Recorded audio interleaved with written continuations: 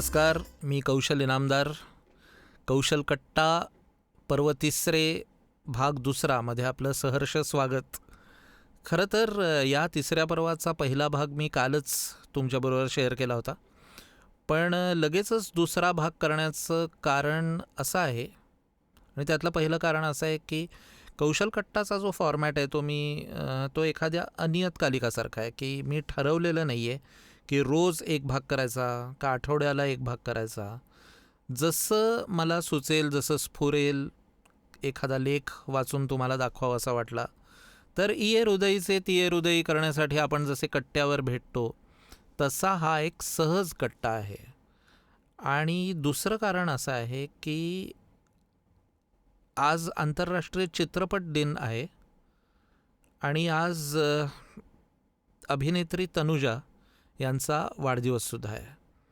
आज त्या 78 वर्षांच्या होत आहेत आणि या निमित्ताने त्यांचं अभिष्टचिंतन, त्यांना उत्तम आरोग्य मिळो ही ईश्वरचरणी प्रार्थना. आणि या निमित्ताने मला एक फार गमतीशीर गोष्ट आठवली आणि त्यामुळे आजचा हा संयुक्तिक एक दिन होता किंवा कारण होतं त्याला, की आज हे तुमच्याबरोबर शेअर करायचं.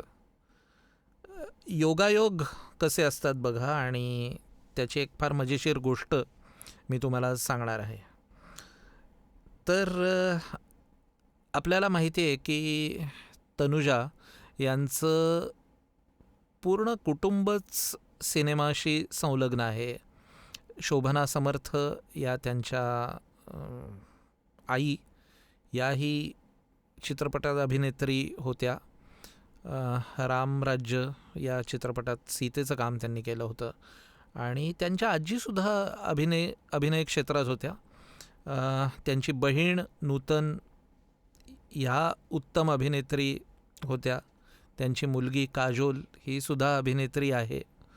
आणि मी स्वतः तनुजाजींचा फार लहानपणापासून फॅन आहे. तनुजाजींचं पदार्पण झालं ते हमारी बेटी या 1950 साली आलेल्या चित्रपटात. एक बालकलाकार म्हणून त्यांनी पदार्पण केलं या चित्रपटसृष्टीत. आणि हमारी बेटी या चित्रपटाचं संगीत दिलं होतं स्नेहल भाटकर यांनी. मग 10 वर्ष साधारण लोटली आणि 1961 साली केदार शर्मांनी एक चित्रपट काढला होता. त्या चित्रपटाचं नाव होतं हमारी याद आएगी. याचं सुद्धा संगीत सुप्रसिद्ध संगीतकार स्नेहल भाटकर यांचंच होतं. आणि तुम्हाला त्याच्यातलं गाणं आठवेल, कभी तन्हाइयों में यूं हमारी याद आएगी, अंधेरे छा रहे होंगे कि बिजली कौंध जाएगी, कभी तन्हाइयों में यूं. तर त्याच्यानंतर त्यांची चढत्या भाजणीने त्यांची प्रगती होत गेली. उत्तम सिनेमे त्यांनी केले. मला स्वतःला त्यांनी अगदी सहाय्यक अभिनेत्री म्हणून केलेलं कामसुद्धा इतकं आवडलेलं आहे. आणि 1967 साली ज्वेल थीफ हा चित्रपट आला होता. त्याच्यात त्यांनी एक छोटीशी भूमिका केली आहे, पण इतकी फार सुंदर केलेली. आणि मी त्यांचा अगदी निस्सीम चाहता आहे असं म्हटलं तरी हरकत नाही त्यांच्या कामाचा. पुढे त्यांचं जेव्हा करिअर अगदी टॉपला गेलं 1971 साली, आणि योगायोगाने ते माझं जन्मच आलं आहे, त्या साली हाथी मेरे साथी हा चित्रपट आला आणि त्याचं संगीत केलं होतं लक्ष्मीकांत प्यारेलाल यांनी. 1980 साली पहिल्यांदा त्यांनी मराठी चित्रपटात सुद्धा काम केलं. तो चित्रपट होता झाकोळ. डॉक्टर लागूंबरोबर त्यांनी काम केलं होतं. आणि त्याच्यानंतर 1-2 मराठी चित्रपटही त्यांनी केले. पण माझा आणि त्यांचा संबंध जो आला तो 2013 साली प्रदर्शित झालेल्या पितृऋण या चित्रपटानिमित्ताने. नितीश भारद्वाज यांनी तो चित्रपट दिग्दर्शित केला होता आणि श्रीरंग गोडबोले यांनी त्याची निर्मिती केली होती आणि त्याची गाणी श्रीरंग गोडबोले यांनीच लिहिली होती. तर गंमत अशी की हे 3 चित्रपट समजा तुम्ही एक प्लॉट पॉईंट्स म्हणून त्यांचे वापरले, कारण एक करिअरच्या अगदी सुरुवातीचा चित्रपट, एक करिअरच्या मधला असा चित्रपट, आणि नंतर मग आत्ता जो नवीन चित्रपट आहेत त्याच्यापैकी, म्हणजे 2013 साली त्यांनी केला. त्याच्यानंतरसुद्धा त्यांनी बरंच काम केलेलं आहे. म्हणजे मला वाटतं अगदी डेथ इन द गूंज मी हा त्यांचा पाहिलेला चित्रपट, पण त्याच्यानंतरसुद्धा त्यांनी काही 1-2 चित्रपट केलेले आहेत. 2016 साली मला वाटतं डेथ इन द गूंज आला होता.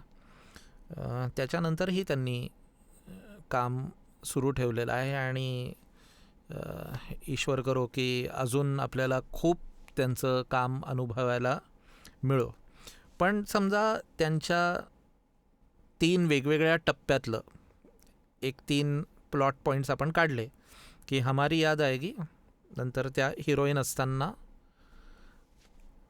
हाथी मेरे साथी, आणि नंतर मग एका वयस्क पण प्रमुख भूमिकेत पितृऋण हा चित्रपट. तर या 3 चित्रपटांमध्ये एक गोष्ट कॉमन आहे आणि ती फार मजेशीर गोष्ट आहे की या 3 चित्रपटांमध्ये जे संगीतकार आहेत, स्नेहल भाटकर, लक्ष्मीकांत प्यारेलालमधले प्यारेलालजी, आणि तिसऱ्या चित्रपटाचा म्हणजे पितृऋणचा संगीतकार मी म्हणजे कौशल इनामदार. या तिघांमध्ये, तनुजाजींमध्ये आणि त्यांच्या या 3 चित्रपटांमध्ये एक गोष्ट कॉमन आहे आणि ती म्हणजे दादरमधला एक रस्ता, ज्या रस्त्याचं नाव आहे काशीनाथ धुरू रोड. आता काशीनाथ धुरू मार्ग म्हणजे 2-3 कारणांनी तो फेमस असा रस्ता आहे.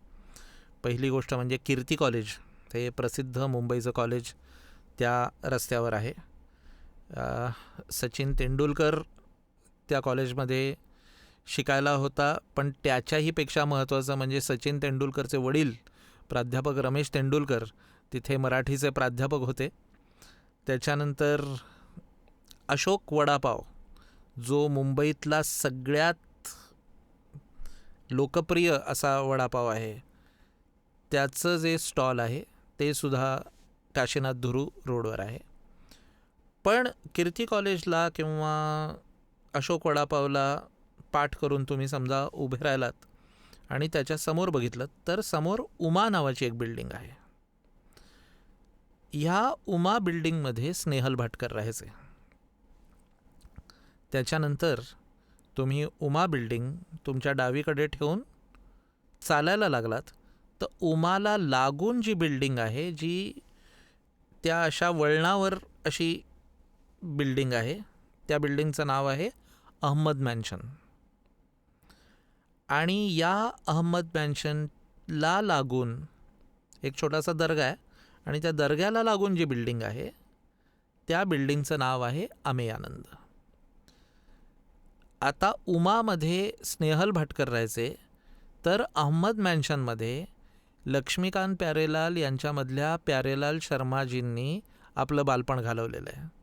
प्यारेलालजी अहमद मॅन्शनमध्ये राहायचे आणि त्याच्यानंतर मग तुम्ही वळून जेव्हा पुढची बिल्डिंग लागते म्हणजे अमेयानंद, त्या अमेयानंद बिल्डिंगमध्ये मी माझं बालपण घालवलेलं आहे.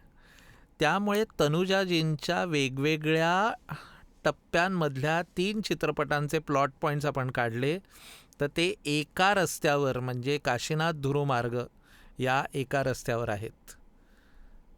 हमारी बेटी आणि हमारी याद आएगीचे स्नेहल भाटकर, पुढच्या पिढीतले प्यारेलाल शर्मा म्हणजे सुन जा ए ठंडी हवा आहा थम जा ए काली घटा, याचे प्यारेलाल शर्मा, आणि मंतरलेल्या चांदण रात्री चाफा फुलुनी आला गात्री, भान जगाचे आता सरले आनंदाने जीवन भरले, मन मोहरले, मन मोहरले, मन मोहरले, मन मोहरले.